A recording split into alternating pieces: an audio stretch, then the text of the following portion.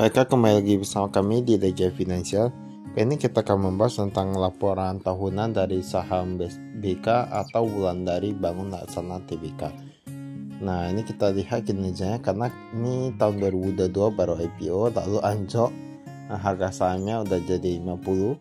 Untuk direktur utamanya ada Christopher Sumastoja, kemudian ada direktur keuangan yaitu Leonardo Sutarman. Untuk nama kantor mereka ada di Pamtau dan Jenderal Sudirman nomor 47, Kelurahan Gunung Bahagia, Balikpapan.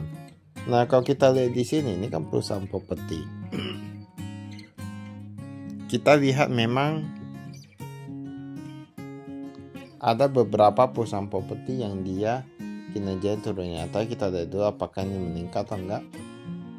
Kasnya kita lihat ini aset lancarnya ini dari 200 miliaran menjadi 205 miliaran 204 ya.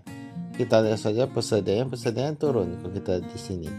Dia sekitar 7 miliaran dan ini untuk laporan kali ini nilainya itu satuan penuh ya, dan bentuknya itu dia rupiah. Persediaan dia menurun sekitar 7 miliaran. Tapi kalau kita lihat di sini total asetnya meningkat ya. Untuk hutangnya sendiri kita lihat coba. Ini hutang usaha dia menurun sedikit, oke, cukup bagus.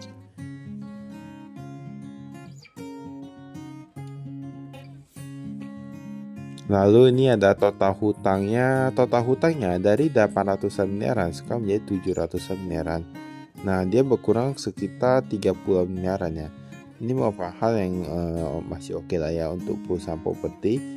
Karena kalau perusahaan properti dia bisa menurunkan hutangnya dan dia bisa menjaga labanya, itu sangat bagus.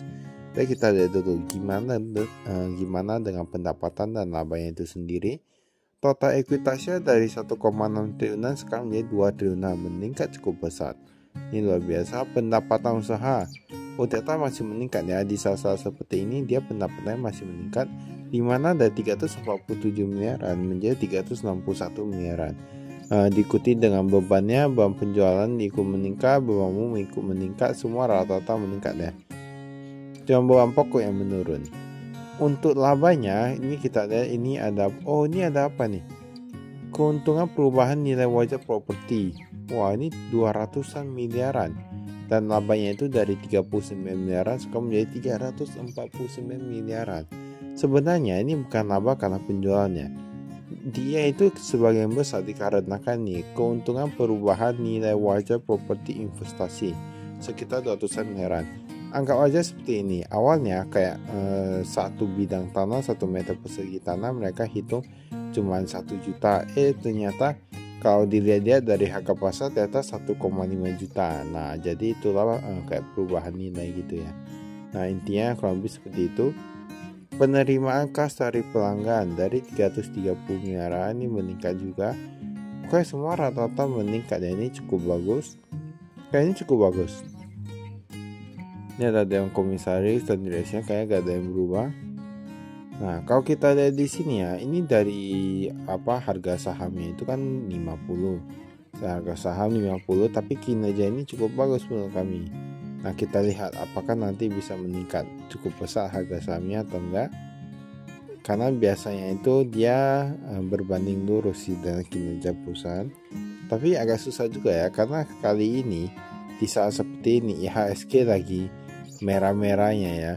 Nah, entah karena pandangan orang luar terhadap Indonesia yang kurang bagus ekonominya atau proyeksi ke depannya atau gimana. Nah, itu kurang tahu ya.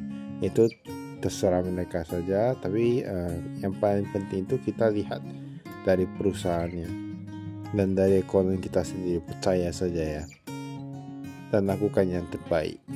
Ini kasnya kita lihat, ini ada kasih bank, ada kasih tangan, pokoknya ini jumlahnya itu sekitar 18,6 miliaran. Nah, awalnya itu ada 18,9, sekarang menjadi 18,6 miliaran. Ini ada USD juga, mereka ada simpan USD juga, tapi gak gitu banyak ya. Kalau kita lihat di sini, gak gitu banyak. Piutang usaha di sini ada sewa, ada penjualan kondoter dan apartemen. Nah, itu mengapa biasanya kalau piutang sewa untuk yang kayak piutang usaha lah ya. Piutang usaha untuk perusahaan properti kami gak gitu peduli ya. Masa gak gitu lihat, mengapa? Karena ini ada sewa, ada penjualan gitu-gitu. Nah, Jadi agak susah. Pasti kemungkinan ada yang cash flow-nya itu agak lama atau gimana gitu ya.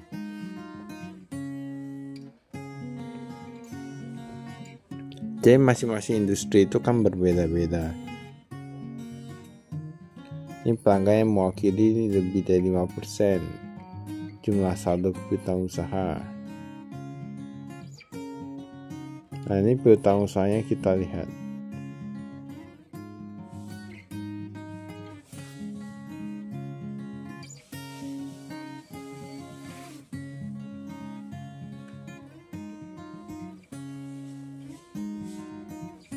Ini ada yang belum jatuh tempo, ada lebih dari 1 bulan, 1 hingga 2 bulan, 2 hingga 3 bulan, lebih dari 3 bulan.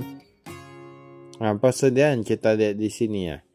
Persediaan aset real estate proyek Pentapolis dari 42 menjadi 32 miliaran. Sedang dikembangkan. Nah, ini ada yang baru nih, apartemen Sapphire. Nah, menurut kami ya, kalau sebuah perusahaan properti mereka masih ada proyek baru, itu berarti masih cukup oke. Tapi kita kan belum tahu ya, karena ini mereka baru dapatkan modal pas 2022. Ini untuk yang Sapphire ini entah karena dari modal yang didapat kemarin atau gimana, nah itu kurang tahu. Tapi bagus ya, nanti kita lihat lagi ke depan itu gimana. Seharusnya 3 tahun udah oke sih untuk yang apa yang udah mulai stabil, pokoknya sudah bisa dilihat. Dan ini memang kinerjanya memang ada peningkatannya dibandingkan yang sebelumnya. Utang non usaha dan lain-lain, ini ada utang usaha. Ini ada disebutkan untuk perusahaan apa saja mereka ambil barangnya, begitu ada mereka beli.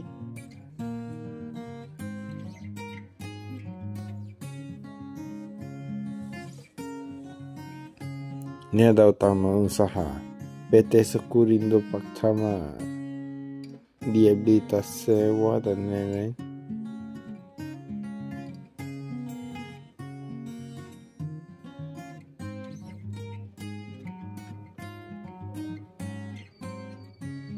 Ini tanpa pembiayaan konsumen.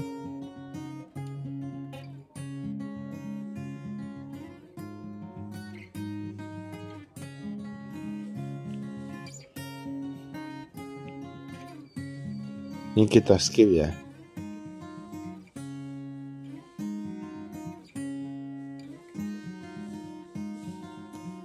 Nah, ini kita lihat yang pendapatannya. Mereka paling banyak dapat dari mana? Ini sewa 160 miliaran. Wah, ini sewanya itu meningkat. Kemudian ada sewa pameran pun meningkat. Biasanya sewa pameran kalau mereka rasakan tempat itu udah oke, mereka bakal terus sewa di sana. Kemudian kayak gitu ya, kalau perusahaan-perusahaan kan lebih gampang. Sewa ruang food court. Nah, ini agak sedikit menurun, entah karena kinerjanya kurang bagus untuk yang food courtnya ada gimana kurang tahu ya. Kan sekarang persaingan itu banyak. Ini pendapatan dari kontrak dan pelanggan. Penjualan apartemen menurun, honorer menurun, utilitas menurun, semua rata-rata menurun. Tapi ada yang meningkat kayak biaya layanan, kayak parkir, kayak pengelolaan lingkungan. Nah, ini ada peningkatan ya.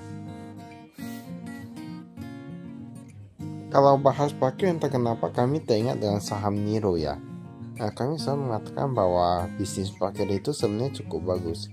Tapi ada beberapa perusahaan seperti saham Niro yang kemarin, walaupun pendapatan itu terus meningkat, tapi mereka agak susah menjaga labanya.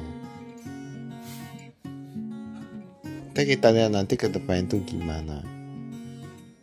Tapi seharusnya menurut kami untuk yang parkir ini seharusnya bagus sih usahanya. Apalagi untuk yang negara seperti kita. Beban umum dan administrasi ini gaji dan tunjangan 42 miliaran menjadi 45 miliaran. Lalu ini ada sumbangan dan jamuan 3,3 miliaran. Nah, ini semua ini meningkat ya rata-rata. Keamanan pun meningkat. Beban keuangan menurun. Oke, penghasilan tambahan lain-lain dia meningkat, ini cukup bagus ya. Mereka ada penambahan denda lagi di sini. tambahan pajak udah mulai berkurang. Denda pajak.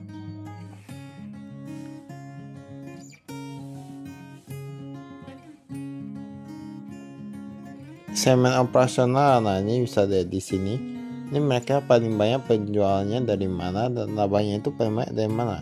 Kalau kita lihat itu dari penyewaannya. Dari sewa mereka dapat paling banyak. Kedua dari kayak properti gitu-gitu lah ya. Properti, kontrak gitu-gitu.